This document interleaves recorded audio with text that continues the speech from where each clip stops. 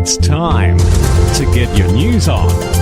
We are VK1WIA.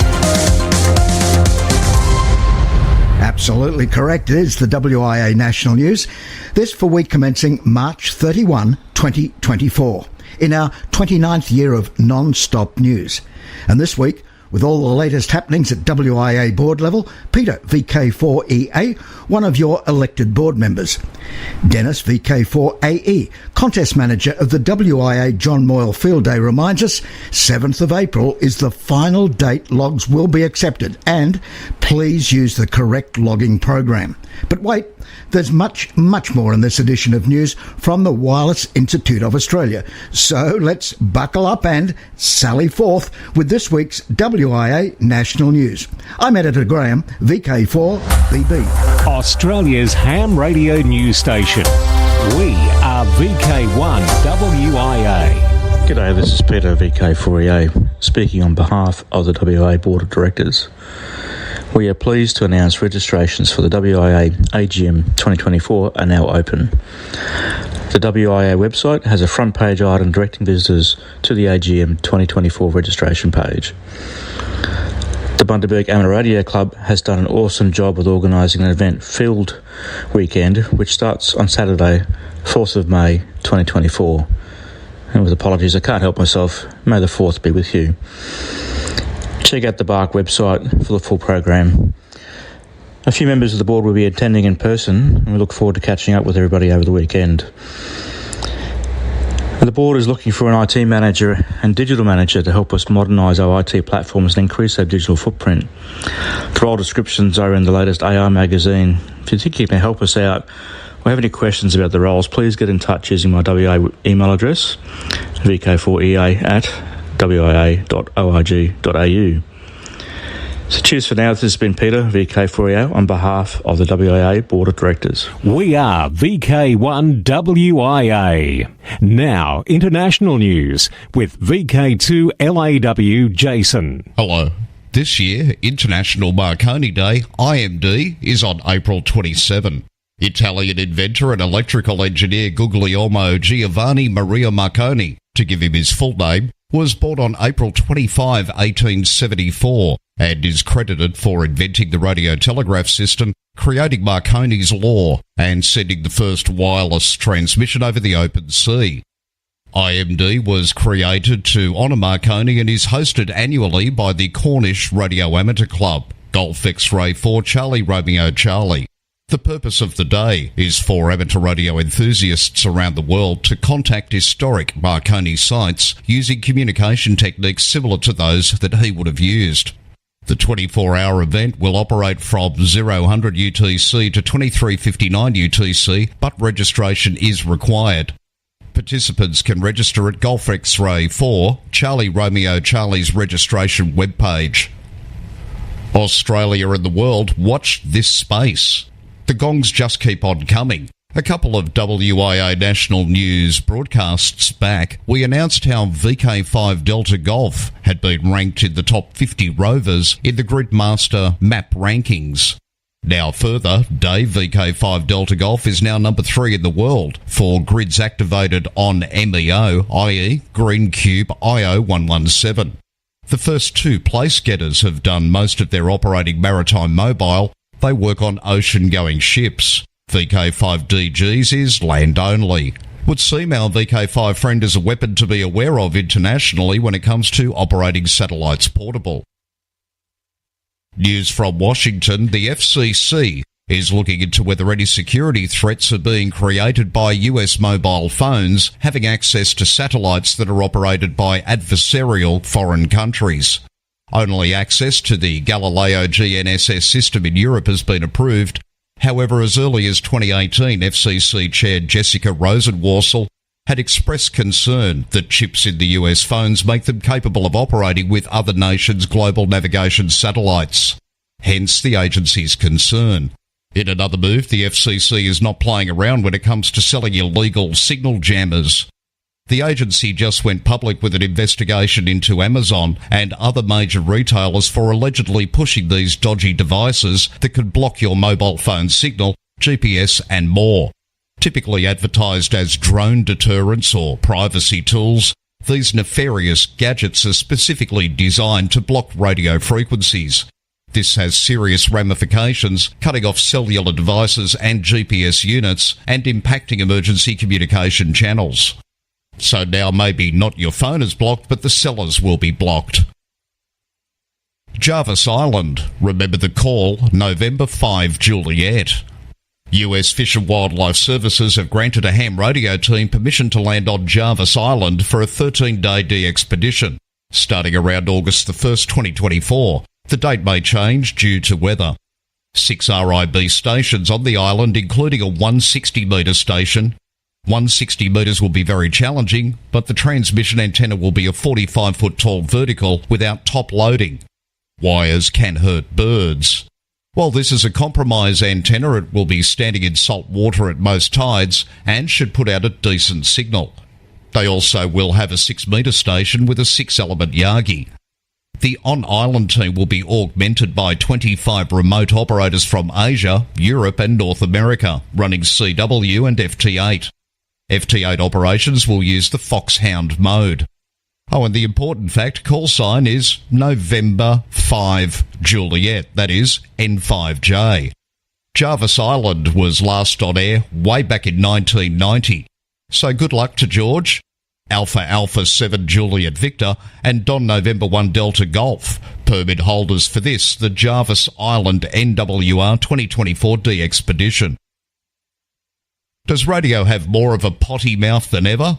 That conclusion can be drawn from Chart Cypher's analysis of songs charting in 2023 on Billboard's weekly radio songs chart, ranking airplay audience impressions across all formats, showing the share of songs using some degree of profanity, jumping to a 5-year high of 42%.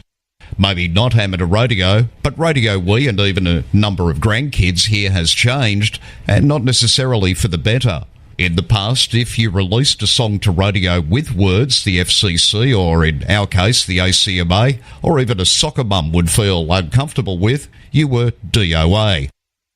Now that songs are designed for streaming first, the strategy could be, we're going to put in the profanity where we feel it's artistically appropriate for this song, and if it becomes big enough, we'll worry about the radio edit later. Before you think it's all the fault of hip-hop rap songs, plenty of hits from the top 40 pop acts during 2023, including Taylor Swift's Karma and Olivia Rodrigo's Vampire, also include profanity in the original versions. For VK1 WIA National News in Sydney, I'm Jason, VK2LAW. And now to John, VK4 JJW. Weird and wonderful. Every 26 months, Earth and Mars come tantalizingly close by virtue of their relative orbits. The closest they've been in recent memory was a mere 55.7 million kilometres, a proximity not seen in 60,000 years. This when it happened in 2003. You know, we've been paying close attention to Mars for longer than 2003. All the way back in 1924, astronomers and scientists were contemplating another close flyby from the red planet. With radio then being the hot new technology on the block, the question was raised, should we be listening for transmissions from fellows over on Mars? Flashback to 1924, a time when the cosmos was less understood but no less marvelled at. Earth and Mars were drawing near, and with that, an ambitious, albeit quaint by today's standards, attempt to probe the red planet for signs of life was set into motion. The plan was to keep out a listening ear for potential Martian radio broadcasts. So USA orchestrated a grand gesture, just on a chance, National Radio Silence Day. The idea was that terrestrial radio transmissions should be hushed as much as possible, such that any Martian transmissions might better be heard by radio operators. Citizens were urged to quiet their radio transmissions for the first 5 minutes of every hour. US naval stations were instructed to lend Earth's ears to the cosmos, noting and reporting any electrical phenomenon of unusual character across as wide band frequencies as possible. This was all in the hope that someone, somewhere, might hear a faint howdy or hello from a Martian. It was a moment of wide-eyed optimism. The hope was to hear a crackle from a speaker, some distant sound that told us somebody else was out there. The day was actually promoted as a 36-hour long period from August 21st to August 23rd. The United States Naval Observatory went as far as using a small airship to raise a radio receiver 1.8 miles into the air for better reception. Alas, with ears turned to the sky, the cosmos remained silent. Either the people on Mars were too busy to contact us, or they didn't want to make new friends. Or, as we assume today, there were simply no Martians to begin with. No Martian dispatches were received, and Earth was left to ponder the silence. From here, there and everywhere, you've tuned to the Wireless Institute of Australia's National News Service. We are VK1WIA. Now, operational news with VK4FUQ. Felix. Hello there. Now, Contest-wise 2024. On this weekend, the WPX contest is based on an award offered by CQ magazine for working all prefixes. Held on the last weekend of March, SSB, and May, CW, the contest draws thousands of entries from around the world. 7th of April is the final date the John Moyle logs will be accepted. This is Dennis, VK4AE, Contest Manager for the John Moyle Field Day 2024. Logs have continued to arrive. Those that already have been received seem to be fewer. The mixture is, as usual, about 50% home stations. The logs do not appear to have met with many delivery difficulties as in the past, and the direct email system seems to be working well. It is highly recommended that once you have submitted your log, you should check a bit later to see that your call sign has been added to the list of logs received. If your call is not on the list, then it is probable that it has not been received. A couple of logs have been submitted again in PDF. This is just an image and contains no more useful information to the contest than a picture of a flower. The data is not accessible electronically and hence unusable to me. In the same way, a number of logs were submitted for the VHF-UHF section using N1MM format that does not contain all the information required for the John Moyle rules and requires much extra work for the contest manager and the entrants to attempt to fix those logs. Some club stations were operated during the contest that have not yet provided a log. Perhaps in your log you have to rely on Mr. Somebody to get the log done. Get in touch and give him a hand. Get it finished and submitted. Have you considered getting a senior secondary student to complete your log for you? Maybe you might inspire an interest in ham radio. It is timely to remind you all that while there is not a lot of time left to submit your logs, it will pass quickly as the final date is the 7th of April 2024. This is required by the very long lead times now for the AR magazine. Following this date, all of the logs will be processed and the results prepared and made available soon after. The results will be shown on the WIA contest page as soon as they are ready. So check that your call is on the list and resend the log if it isn't. It might just be a good time to submit your log now, as you never know what will happen to delay you in the next few days. IAA UHF World Championship, the second full weekend of July, that is 13-14. Starts 0 hours UTC Saturday, ends 23:59 hours UTC Sunday. Trans-Tasman Low Band Contest, July 21st. The Trans-Tasman Contest, always held on the third weekend in July, aims to encourage low band activity between VK and ZL. Yoda Contest 2024. The next two sessions of this year's Yoda Contest will be from 10 hours to 21:59 hours UTC on 21 July and 29 December on the 5 classic bands CW and SSB. Everyone can work everyone. August 17-18 Remembrance Day Contest. It is held on the weekend closes to the 15th of August, the date on which hostilities ceased in the Southwest Pacific area. Amateurs will endeavour to contact amateurs in VK call areas, ZL and PT9 on all bands except WARC bands. Modes allowed are phone, CW and RTTY as per the era remembered. Again, the 2024 contest is the 17th and 18th August. 44th Alara Contest, and this Alara Contest is always held on the last full weekend of August. Eligibility. All licensed operators throughout the world are invited to participate. Scout and Girl Guide groups are encouraged to take part using their club's equipment and call sign. Wilds work everyone. OMs work wilds only. Your results are in. Grant VK5GR is pleased to announce the results for the 2023 Oceania DX contest. Thanks, Felix, and good morning all. The Oceania DX Contest Committee is pleased to announce that the results for the 2023 contest are now available. If you entered the contest last year, head on over to the contest website, oceaniadx.com, where you can see all of the results.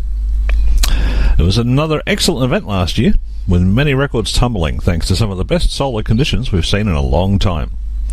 We received over 1,000 SSB logs and nearly 750 CW logs in the two contests from amateurs around the world.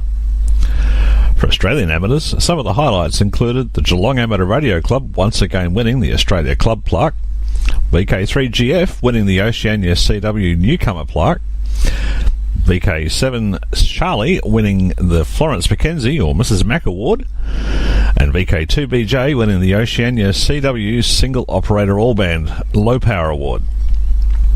Australian stations also did well in the phone Multi-1 and Multi-2 transmitter categories, being won by VK4A and VK4KW respectively. These and more results can be seen over on the contest website, as well as photos of many of our contesters. So if these results inspire you, then start planning now. This year's contest will be held on October the 5th and 12th respectively. For the WIA News, this has been Grant VK5GR on behalf of the Oceania DX Contest Committee. Now back to you, Felix. DX window to the world. YJ0VK. A near-deaf confusing call sign is in operation to our east until April 11. A team of primarily VK ops are manning this Port Vila Vanuatu station. 40 through 6 metres in this, their first week, their focus will be on SSB and CW, with FT8 as a backfill mode. The second week will be CW and FT8. Charles M0OXO is the YJ0VK QSL manager. Global station celebrating April 18 World Amateur Radio Day. Canada. RSC official stations will operate across Canada from 0000 hours Zulu to 23:59 hours Zulu April 18, and there are some 14, and all end with the suffix RAC. Greece. The Radio Amateur Association of Greece will be using call sign SZ0WARD to mark Amateur Radio Day. They'll be on air from April 15 to 30th, with the big day of course being April 18. No word as yet as to any official Australian support for the event. Paris. Celebrate the 135th anniversary of the Eiffel Tower's formal inauguration by making contact with Michel, F8 GGZ. He is using the special call sign TM135TE until March 31. That's today UTC time. QSL via the Bureau. For VK1WIA National News, I'm Felix VK4FUQ Enningham. From here, there and everywhere, you've tuned to the Wireless Institute of Australia's National News Service. We are VK1WIA. Now, special interest group news with Cole, VK3GTV.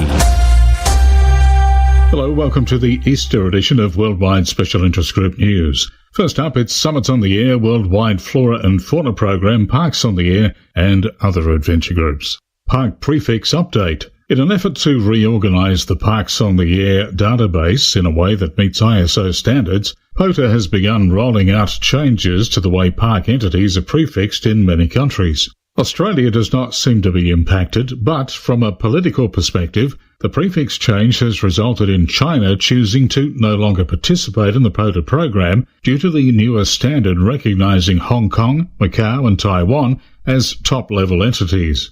Beginning with the United States and Puerto Rico, parks previously coded with a K prefix will now be listed with a US prefix. For example, the Appalachian National Scenic Trail was previously K4556 and is now US 4556. While the changes are largely seamless from a systems perspective, activators will be required to use the new prefixes when uploading logs. Logging software supporting POTA will also need to be adjusted. Worldwide Special Interest Groups, Final Frontier. A growing number of satellite enthusiasts are currently engaged in sharing their grid square activations on hams.at. By visiting the website, you gain easy access to comprehensive information about the operators responsible for activating specific grid squares. Additionally, you have the ability to assess the match score between yourself and a particular rover for a given pass, while also being able to identify the upcoming satellite passes that are accessible from your location. Worldwide Special Interest Groups, IOTA, St. Vincent, IOTA NA025.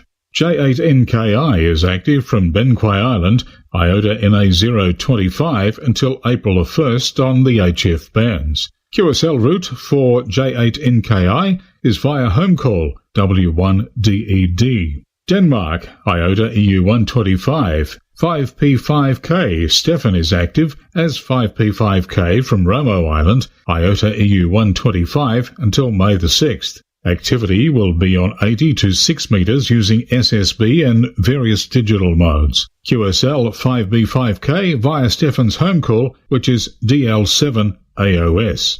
Worldwide Special Interest Groups, Radio Amateur Oldtimers, and also Radio Amateur Youngtimers. Hello everyone, this is Clive, VK6CSW, wishing you a very happy Easter and reminding you that tomorrow is the first Monday of the month, time for the Radio Amateurs Old Timers Club of Australia's April Bulletin to go to air. This month, as well as the latest club news, I'll be posing the question, was Marlon Loomis the first wireless telegrapher?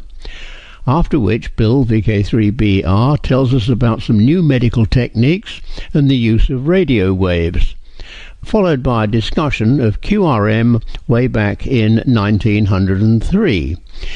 Everyone, RAOTC members and non-members alike, is most welcome to listen to the programme and to join in the callbacks afterwards.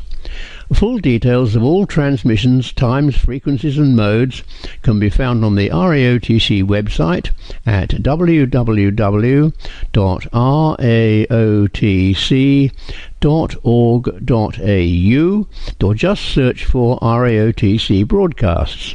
If none of the transmission times suit you, you can download the audio file at any time from today from the club website. Once again, tune in tomorrow for the April RAOTC Bulletin. Enjoy the programme and please join in the callbacks afterwards. 7-3 from Clive, VK6CSW. Thanks, Clive. Now from the old timers to us new kids on the block. I'm Alec, VK2MV.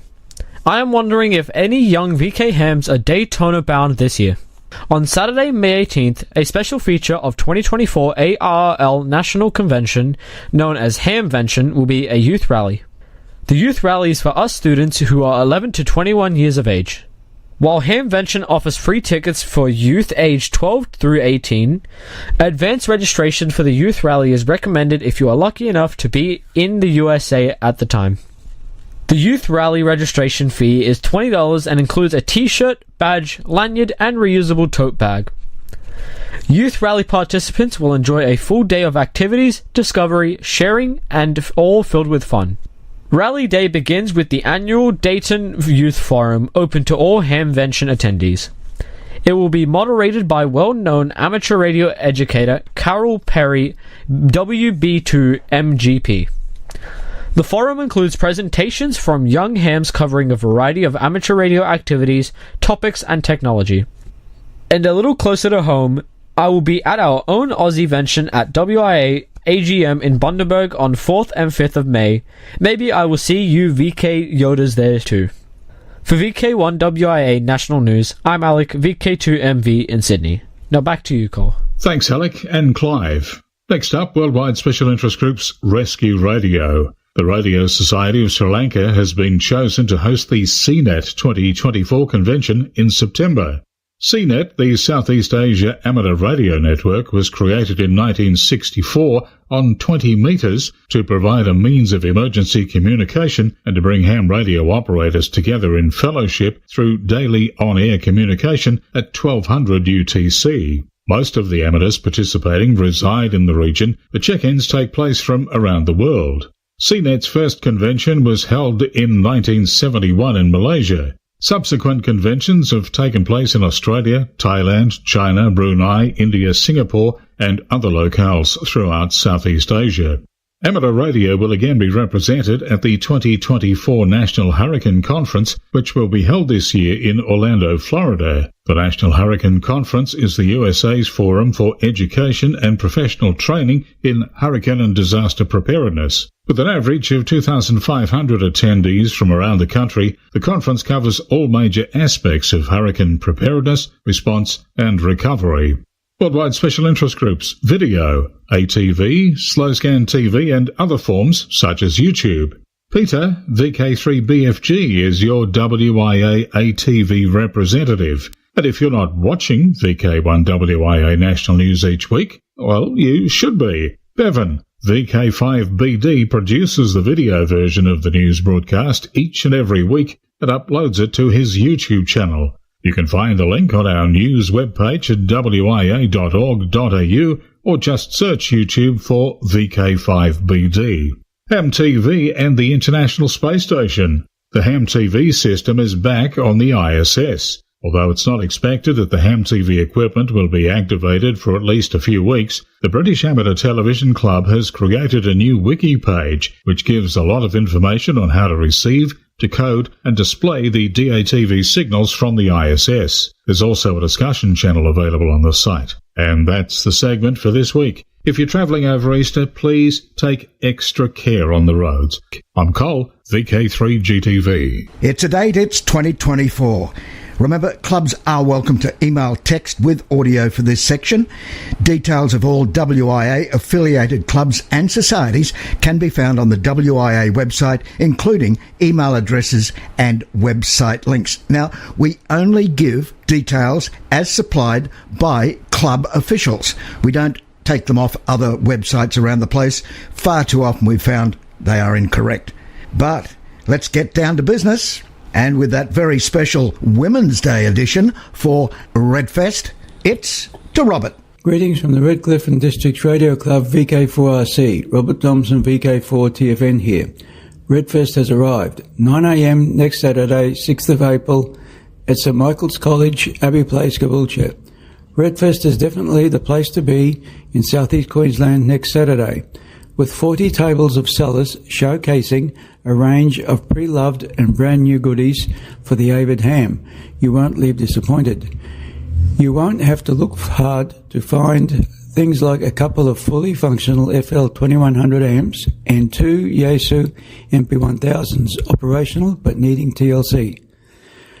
Don't forget our spotlight on the ladies this year with three special focus sellers, the display for Malara and of course the cafe. Doug has the barbecue heating up already with anticipation of cooking his famous bacon and egg rolls.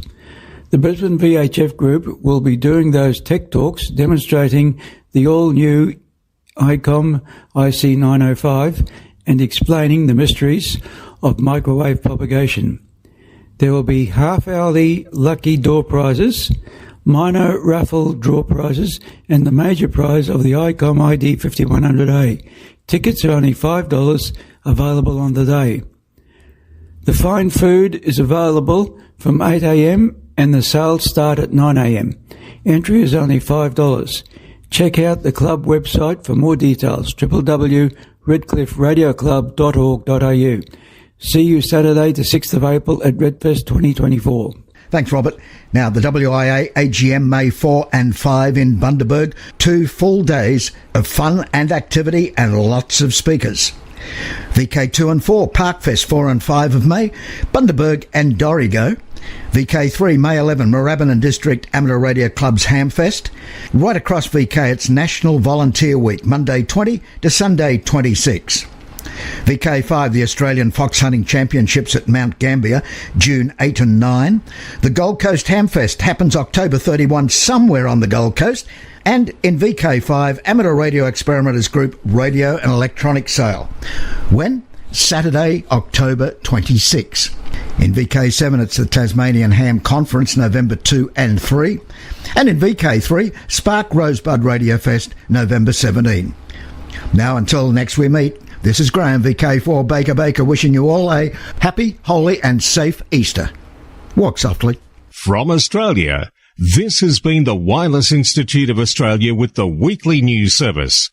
This broadcast is in text, audio and video and is accessed on wia.org.au. Courtesy of Bevan, VK5 BD's ATV and YouTube channel, this has been WIA National News. We're back now, live and local, and your voice, your callbacks. And don't forget, tick like.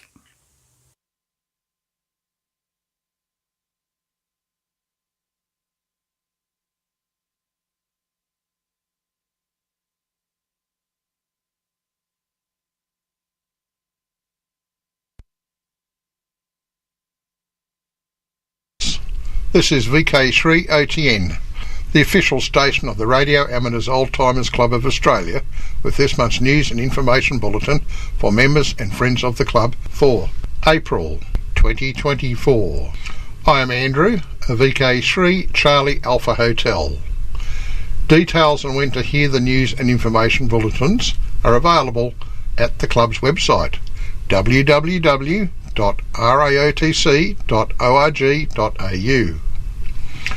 VK3OTN is available on a wide range of radio platforms, HF, VHF and UHF, along with 2-metre repeaters, amateur television, DMR, that is digital mobile radio, and D-Star. These news broadcasts are available for download for up to 6 months, just in case you missed the original news broadcast from the RAOTC website. Just put RAOTC into your favourite search engine. If you'd like to contact the club, then why not send us an email? Our address is raotc@raotc.org.au. I hope you enjoyed this month's news broadcast. Welcome to the April 2024 edition of RAOTC Club News. Most members should now have the latest edition of Old Timers News, the journal of the RAOTC. Following the retirement of our former editor, Bill Roper, VK3BR, because of health problems, Tim, VK3YBP, did the laying up and desktop publishing of the latest edition of Old Timers News. He was ably assisted by an editorial team. A special word of thanks goes out to our administrative officer, Jim, VK3ZKK, who was tireless in bringing the whole team together. Please send articles to the RAOTC email, raotc@raotc.org.au. Jim will guide the articles through the publication process and keep track of them. We need articles for the September edition of OTN. September will be upon us sooner than we expect. There is a lot of work preparing articles for publication and getting the authors to approve the finished products prior to publication.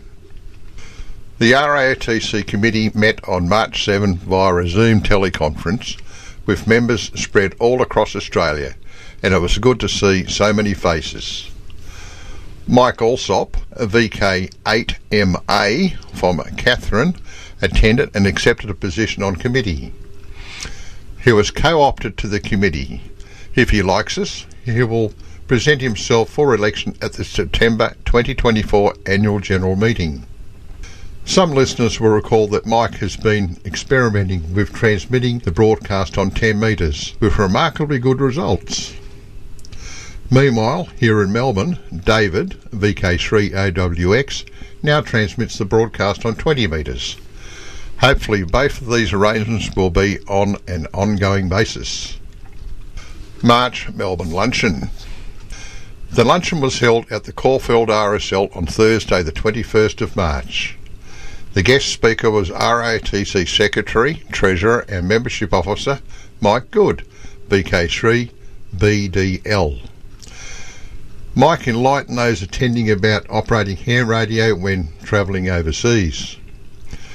The most important part of his presentation was how to keep your XYL or old man on side when you go on holiday, so you can also include your amateur radio activities. Mick, VK3CH made a video recording of the previous luncheon presentation and also recorded this one.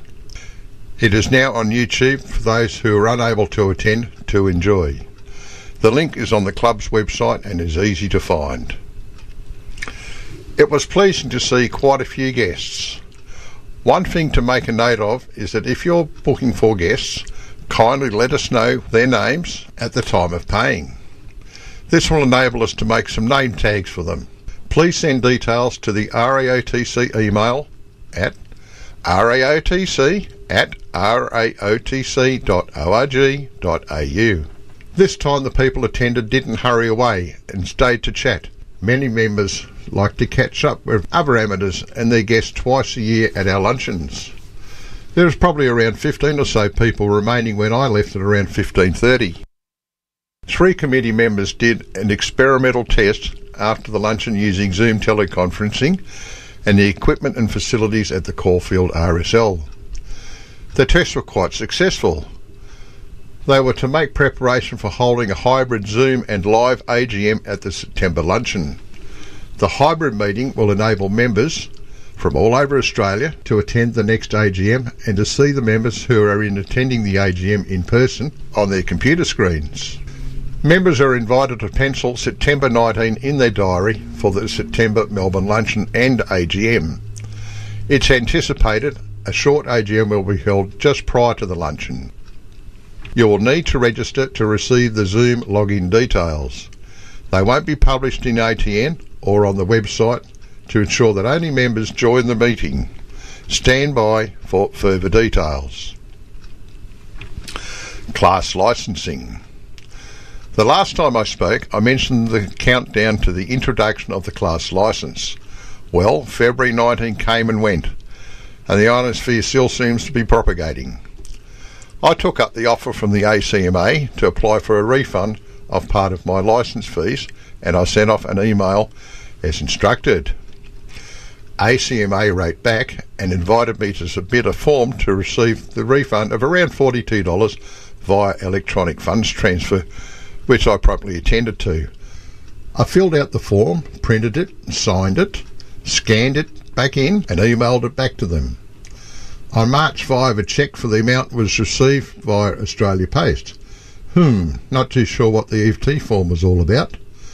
One committee member received a form to fill in to have his refund paid into the bank account together with a letter advising that the refunds would not be made by cheque. Included in the same letter was the refund cheque. Something about the left hand not knowing what the right hand is doing. However, the plot thickens. It would seem that as your licence expires, or is surrendered as in my case, you disappear from the ACMA call sign register. You no longer exist. There is another portal that you can go to where you can enter a call sign and it will tell you if it is allocated or available for issue. If it's not available, it's allocated and you can see what class it is, Foundation, Standard or Advanced. That's about the only information you get. There is no names, postcodes, addresses or any other detail whatsoever. What a wonderful system we now seem to have. Fellow committee member Peter VK8ZZ made a comment on the National WA news broadcast on March 10. I have included it after the club news. New members. Today I am pleased to welcome the following new members to the ROTC. John Fisher, VK3DQ, became full member number 1865. Jean Fisher, VK3VIP, became associate member number 1866. Peter van Valk, VK3CQC, has become full member number 1867. Ian Fleming, VK6KIF, has become full member number 1868. And finally, George Kozlowski, VK3GWK, has become full member number 1869. Silent Keys. It is with regret I report the following silent key. Bob Kroll, VK3CDV, RATC member number 1588, became a silent key on the 1st of March 2024. Let us pause a moment in memory of our departed colleague.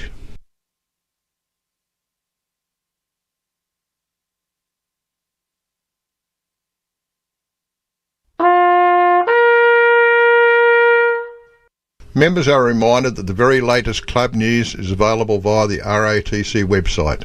Put RATC into your favourite search engine to find it. www.raotc.org.au. The next broadcast I'll be presenting is due to take place on Monday the 3rd of June 2024. However, next month there will be another historical broadcast from years past, presented by Alan Dable, VK3AMD, who's now silent key. And that's about all the club news we have for you at this time. This is Peter, VK8ZZ. The current database used by the Australian Communications and Media Authority to record amateur licences is no longer being used for individual and club call signs, now that we have moved to a class licence. The ACMA have ruled out maintaining any such database for amateurs in Australia. I have been contacted by many dissatisfied amateurs that have written to their local federal member to request the reinstatement of the amateur call signs in the ACMA Register of Radio Licences database. Whilst the board do not have any formal position, I too have written to my local federal member urging them to reinstate this essential service. The Wireless Institute of Australia are now looking at producing a call book for use by amateurs. The last call book was printed over 5 years ago, and we would like to hear from amateurs as to the method to be utilised for inclusion or exclusion of details in the call book. Such things as, should we include an amateur's name? Should we exclude an address? Should we just include a postcode? The amateur licence level of proficiency? Should it be an opt-in or an opt-out model? Please send your thoughts for consideration to the Secretary at wia.org.au. You are listening to VK3OTN and associated relay stations. VK3OTN is the official station of the Radio Amateurs Old Timers Club Australia Incorporated, with the monthly news and information bulletin for members and friends of the club. This month we have several interesting technical articles for you. First up is Clive Wallace, VK6CSW, who poses the question, was Marlon Loomis the first wireless telegrapher? This will be followed by two shorter articles. The first one is read by Bill Roper, VK3BR, who tells us about an article that was drawn to Bill's attention by Ron, VK3AFW, regarding some new medical techniques and uses of radio waves. The article appeared in Radcom, the journal of the RSGB. And finally, if you think that interference is a problem these days, well, unfortunately, it's been around a little while. It's back over to Clive Wallace, who will tell us about QRM back in 1903. I hope you enjoy these rather interesting articles. All of them were broadcast over 10 years ago. So now, let's pass it over to Clive, VK6CSW. Was Marlon Loomis the first wireless telegrapher? This item is by Bill, VK3 Bravo Romeo. If asked who invented wireless communication, most people in the Western world would reply Marconi. However, even today, disputes persist as to the true inventor of wireless. When looking into this topic, Bill came across claimants whose names he'd never heard of before. Names such as the Indian scientist Jagadish Chandra Bose, New Zealander Ernest Rutherford, German physicist Carl Ferdinand Braun, American inventors Nathan Stubblefield, Amos Dolbear, and the American dentist Marlon Loomis. Of these, Loomis seems to have the most genuine claim. This is what Bill writes. Before we look at Loomis's work, first let us look at why most of us automatically think of Marconi as the inventor of wireless communication. From about 1900 until 1943, in both Britain and the United States, there were a large number of patent rights battles going on in the courts. In 1901, Tesla was granted US Patent 685012 for the means of increasing the intensity of electrical oscillations, but in 1904, the US Patent Office reversed its decision and awarded Marconi the patent for radio. Tesla then began his fight to reacquire the patent, but was still unsuccessful at the time of his death in January 1943 at the age of 86. It was too late for Tesla, but a few months after his death, the US Supreme Court reversed its decision again, effectively recognizing Tesla as the inventor of radio. However, during the early 1900s, Marconi had established a consortium of powerful British investors, several of whom were members of Parliament. As a result, it seems that other inventors and researchers were effectively silenced by governmental actions, allowing the Marconi Company to dominate the wireless scene. Then a patent war broke out. Marconi's list of patent fights over the ensuing years included almost all of the inventors and pioneers of radio communications.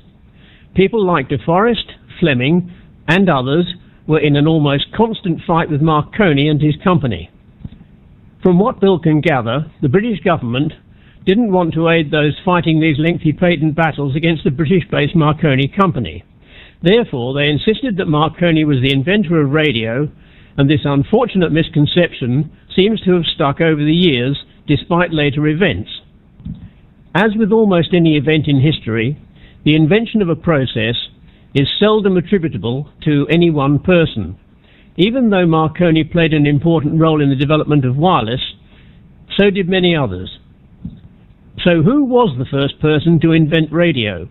This is the story of Marlon Loomis, a dentist by profession, but inventor by choice, whom many believe was the first.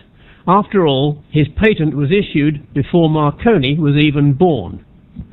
On the 20th of February, 1864, Marlon Loomis wrote in his journal, "I have been for years trying to study out a process by which telegraphic communications may be made across the ocean without any wires, and also from point to point on the earth, dispensing with wires." 2.5 years later, in October 1866, Marlon Loomis successfully demonstrated what he called wireless telegraphy between two mountain tops in Loudoun County, West Virginia. 8 years before Marconi was born, Loomis was able to make a meter connected to one kite cause another distant one to move, marking the first known instance of wireless aerial communication. Loomis's claim to recognition as the inventor of radio is based on a series of experiments he did in the Blue Ridge Mountains area of West Virginia in October 1868, 6 years before the birth of Marconi. Marlon Loomis's apparatus was simple. He established two stations on separate mountain tops 29 kilometers apart. At each station was a galvanometer, a kite covered with a 5-inch square grid of fine copper wire gauze, and 600 feet, or 183 meters, of copper wire acting as the kite string to fly the kite. The people conducting the experiment with Loomis had their watches set, and at a predetermined interval they grounded the wire which ran through the galvanometer to the transmitting kite. Loomis noted that the galvanometer of the receiving kite deviated each time the transmitting kite's copper wire string was grounded. This experiment was repeated several times, causing the needles on the galvanometers to deflect every time the circuit was completed. Sometimes there were problems with the communication system. It seemed that if one of the kites was at the wrong height, the system would not work.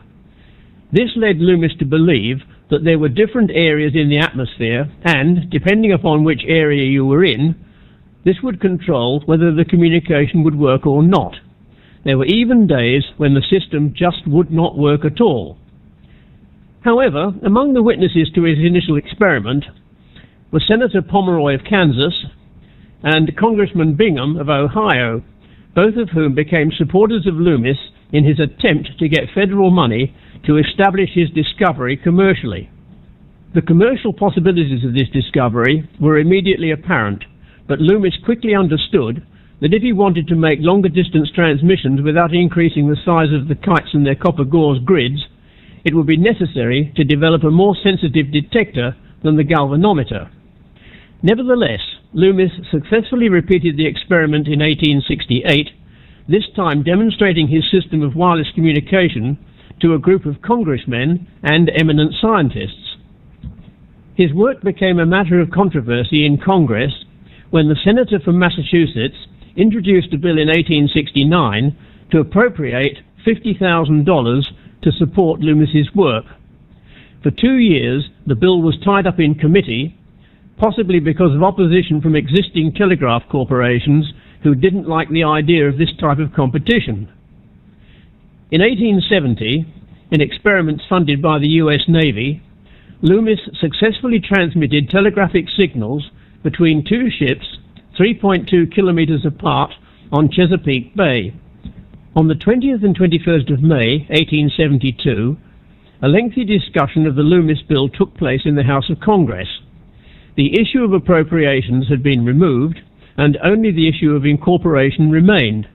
Nevertheless, in that year, Loomis was granted US Patent 129971 for a wireless telegraph. The newspapers became extremely active on the Loomis issue, but unfortunately, the majority of them were not favourable to the concept of wireless communication. Their reports ranged from polite scepticism to outright ridicule and allegations of Loomis being a fraud. In January 1873, Congressman Bingham introduced a bill in the House of Representatives to incorporate the Loomis Aerial Telegraph Company, but with no monetary appropriations attached. On the 6th of January 1873, the Loomis bill was brought to a vote in the Senate and passed by 29 votes to 12.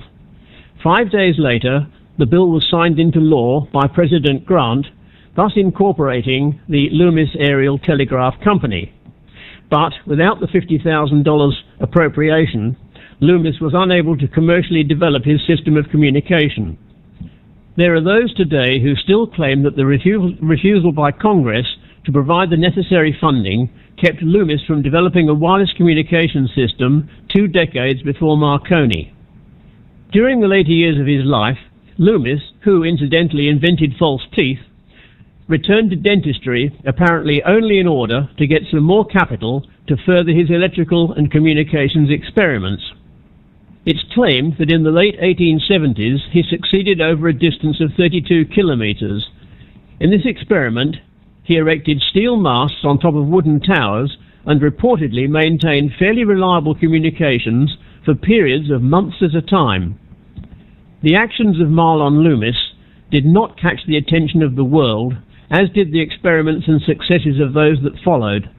Like so many others, he was ahead of his time, preceding the work of Marconi and Popov by at least 20 years. But who knows? Perhaps the whole history of radio would have been quite different if only Loomis had obtained his $50,000 funding. However, unless further historical research turns up someone else who has a prior claim, it would seem that Marlon Loomis does perhaps deserve recognition as the first real inventor of radio. What do you think? Thank you, Clive. You're listening to VK30TN with the monthly news and information session for our AOTC members. And now to a small item, proceed from an article published in the November-December 2012 issue of Radio Comms, which illustrates just some of the incredible things being achieved with radio waves. And this item was supplied by Ron, VK3AFW. It's entitled, Wireless Power Reaches the Heart. The feasibility of a super small implantable cardiac device that gets its power not from batteries but from radio waves has been demonstrated by a team of engineers at Stanford. The implanted device is contained in a cube just 0.8 of a millimeter on a side and could fit on the head of a pin. The radio waves are transmitted from a small power device on the surface of the body. The researchers found that the maximum power transfer through human tissue occurs at about 1.7 gigahertz, much higher than previously thought. At the optimal frequency, a millimeter radius coil is capable of harvesting more than 50 microwatts of power, well in excess of the needs of a recently demonstrated 8 microwatt pacemaker. The team found that the receiving and transmitting antennas had to be optimally oriented to achieve maximum efficiency. Differences in alignment of just a few degrees could produce troubling drops in power. The team responded by designing an innovative slotted transmitting antenna structure. It delivers consistent power efficiency regardless of orientation of the two antennas. The new design focuses the radio waves precisely at the point inside the body where the implanted device rests on the surface of the heart, increasing the electric field where it is needed most, but cancelling it elsewhere. This helps reduce overall tissue heating to levels well within the IEEE standards. Thanks very much, Bill. You are listening to VK30TN and associated relay stations. VK30TN is the official station of the Radio Amateurs Old Timers Club, Australia, Incorporated, with the monthly news and information bulletin for members and friends of the club. Marconi and the Magician, QRM, back in 1903, an abridged and slightly revised version of the story by Paul Edwards, VK7ZAK, first published in the March 2012 OTN magazine. The British astronomer, the Reverend Dr. Neville Maskelyne, who died in 1811, was the fifth Astronomer Royal and is best remembered for his founding of the Nautical Almanac, used by seafarers for celestial navigation, and which continues to be published to this day. 92 years after the death of the Reverend Doctor, another Neville Maskelyne, born in 1863, was at the centre of a scientific dispute involving large amounts of money. This latter-day Neville Maskelyne was the son of well-known magician John Neville Maskelyne. The occasion was a lecture demonstration on electric resonance and wireless telegraphy given in June 1903 by Professor Ambrose Fleming at London's prestigious Royal Institution in Piccadilly. Fleming, a consultant to the Marconi Company and popular science speaker of the time, was well launched into his lecture when his assistant, Mr. Arthur Block, noticed that the Morse telegraph printer, ready to take messages from the Marconi station some 250 miles away at Poldhu in Cornwall, in the west of England, and relayed via Cheltenham, some 85 miles southwest of London, was already in action. To his astonishment, the assistant heard the words "rats" being spelt out repeatedly from the printer.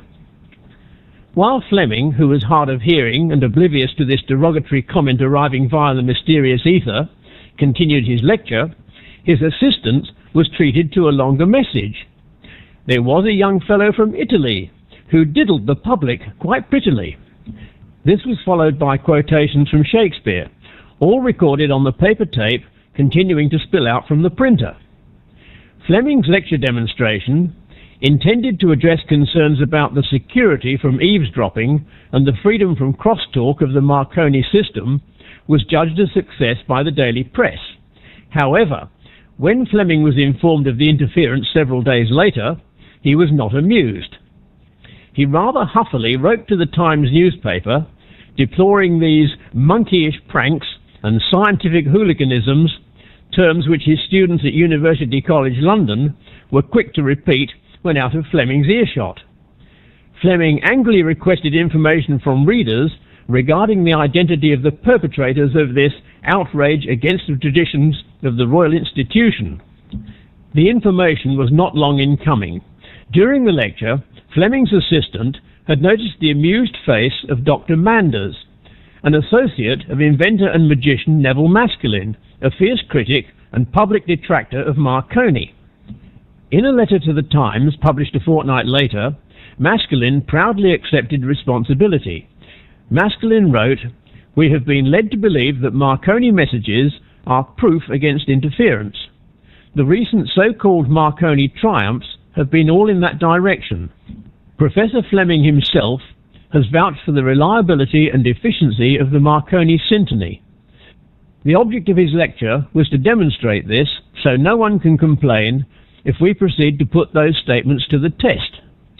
In another letter to the Electrician magazine, a well-regarded periodical of the day, Maskelyne noted that he could easily have sabotaged the lecture, but had instead decided to simply demonstrate in a responsible manner the shortcomings of the Marconi tuning system, known as syntony.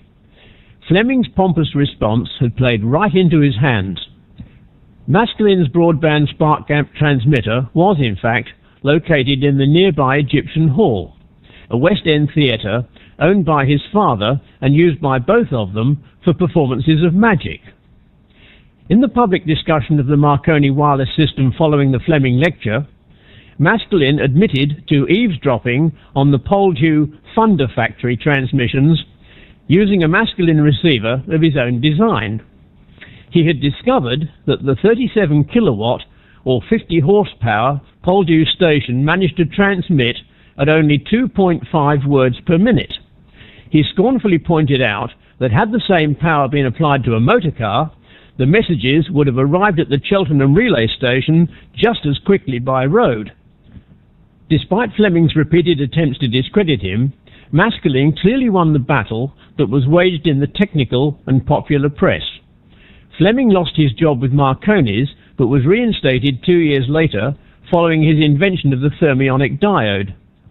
Marconi, of course, went on to win the commercial war against his opponents, despite this embarrassing skirmish with Maskelyne the magician.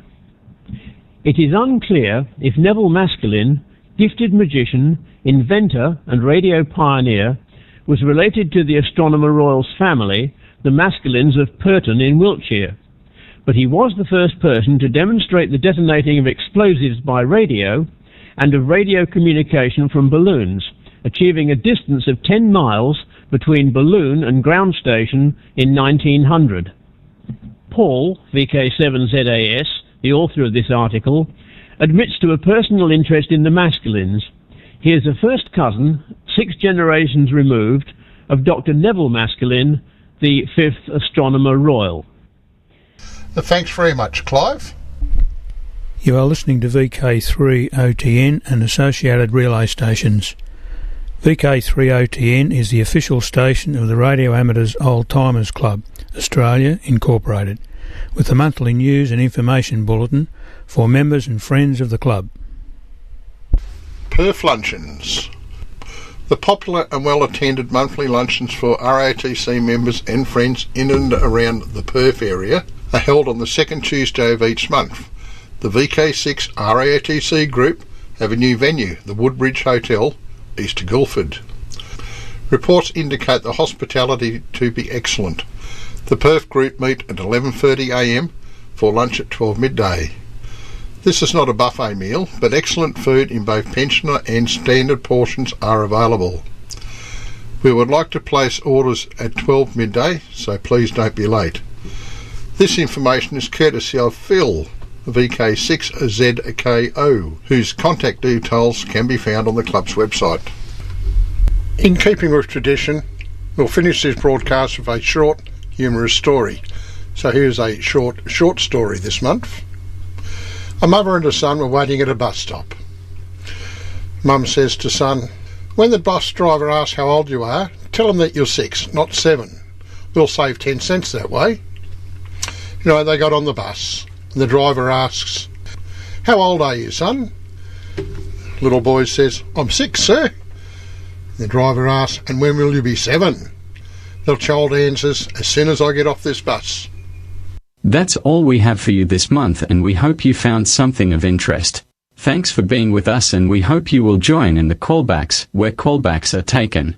The next RAOTC News and Information broadcast will take place on the first Monday of next month, on the same frequencies and at the same times as today, with the exception of January. If you have missed all or part of this broadcast, or you just want to listen to it again, it is available for download from the RAOTC website. Simply go to www.raotc.org.au. Again, the website URL is www.raotc.org.au.